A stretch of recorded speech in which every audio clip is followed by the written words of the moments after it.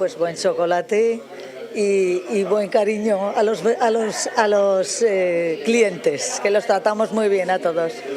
Además, son recetas artesanales, ¿verdad? Artesanales, llevamos ya, pues mira, 60 años con el chocolate. Primero empezó mi padre, porque mis abuelos eran reposteros y panaderos, pero empezó mi padre y después pues yo y mi hija.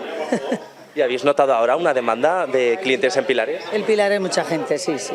El Pilar viene muchísima gente de fuera también, sobre todo franceses y catalanes, que esos nos inundan, y les gusta mucho el chocolate, sí, sí.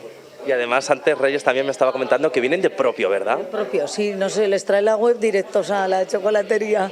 Es que por París debe haber una web que nos hace propaganda o algo, porque es que viene mucho francés.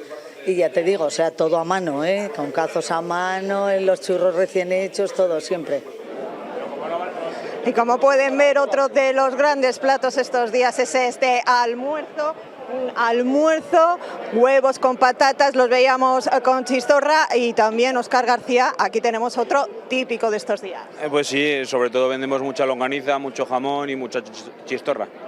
¿Cuántos almuerzos podéis sacar un día de esto? Pues de normal entre 120 y 150, pero a partir de mañana, ya que los críos tienen colegios, pues nos iremos a 250, 350.